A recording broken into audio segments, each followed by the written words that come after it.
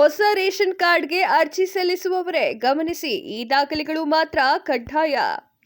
ಹೊಸ ration card ಅನ್ನ ಪಡೆಯಲು ಇಚ್ಛಿಸುವವರಿಗೆ ಆಹಾರ ಮತ್ತು ನಾಗರಿಕ ಸರಬರಾಜು ಇಲಾಖೆ ಸಿಹಿ ಸುದ್ದಿಯನ್ನ ನೀಡಿದೆ.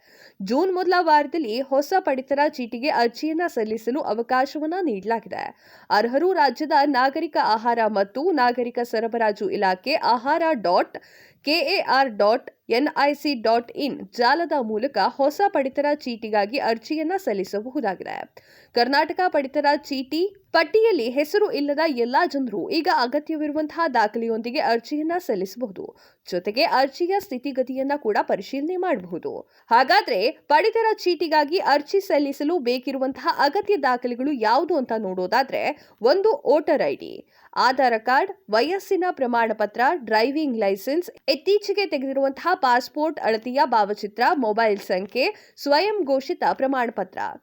ಈ ಮೇಲ್ಕಂಡ ದಾಖಲೆಗಳು ಇದ್ರೆ ಆನ್ಲೈನ್ ಮೂಲಕ ಹೊಸ ಪಡಿತರ ಚೀಟಿಗಾಗಿ ನೀವು ಅರ್ಜಿಯನ್ನ ಸಲ್ಲಿಸಬಹುದು. ಹಾಗಾದ್ರೆ ಅರ್ಜಿ ಸಲ್ಲಿಸುವುದು ಹೇಗೆ ಅಂತ ನೋಡ್ಕೊಂಡು ಬರೋಣ ಬನ್ನಿ. ಪಡಿತರ ಚೀಟಿಗಾಗಿ ಈ ಹಂತವನ್ನ ಅನುಸರಿಸಿ ಅರ್ಜಿಯನ್ನ ಸಲ್ಲಿಸಿ.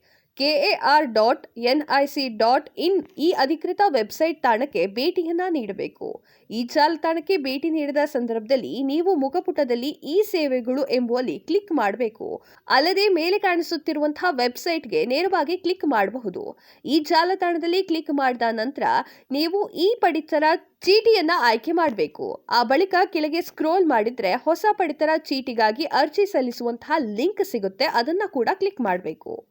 ಆ ಬಳಿಕ ನೀವು ಹೊಸ ಪಡಿತರ ಚೀಟಿಗಾಗಿ ಅರ್ಜಿಯನ್ನ ಸಲ್ಲಿಸುವ ಭಾಷೆಯನ್ನ ಆಯ್ಕೆ ಮಾಡಬೇಕು. ಅಲ್ಲಿ ಕೇಳುವಂತಹ ಎಲ್ಲಾ ಮಾಹಿತಿಯನ್ನ ಭರ್ತಿ ಮಾಡಬೇಕು. ನೀವು ಬಿಪಿಎಲ್ ಅಥವಾ ಎಪಿಎಲ್ ಕಾರ್ಡ್ಗಾಗಿ ಅರ್ಜಿ ಸಲ್ಲಿಸುತ್ತಿದ್ದೀರಾ ಎನ್ನುವುದಕ್ಕೆ ಆಯ್ಕೆ ಮಾಡಿಕೊಂಡು ನಮೂದಿಸಬೇಕು. ಈ ಬಳಿಕ ಅರ್ಜಿಯ ಜೊತೆಗೆ ಕಳಿಸಲಾಗಿರುವಂತಹ ದಾಖಲೆಗಳ ಫಸ್ಟ್ ಕಾಪಿಯನ್ನ ಅಪ್ಲೋಡ್ ಮಾಡಬೇಕು. ಹೊಸ ಪಡಿತರ ಚೀಟಿಗಾಗಿ ಅರ್ಜಿಯನ್ನ ಸಲ್ಲಿಸಬೇಕು. ಆನ್ಲೈನ್ ಮೂಲಕ ಹೊಸ ಪಡಿತರ ಚೀಟಿಗಾಗಿ ಅರ್ಜಿ ಸಲ್ಲಿಸಲು ಯಾವುದೇ ಶುಲ್ಕವಿಲ್ಲ. ಆದರೆ ಪಡಿತರ ಚೀಟಿ ಬಂದ ನಂತರ ಸಂಬಂಧಪಟ್ಟ ಅಧಿಕಾರಿಗಳಿಂದ ಪಡೆಯಲು ₹100 ಪಾವತಿ ಮಾಡಬೇಕು.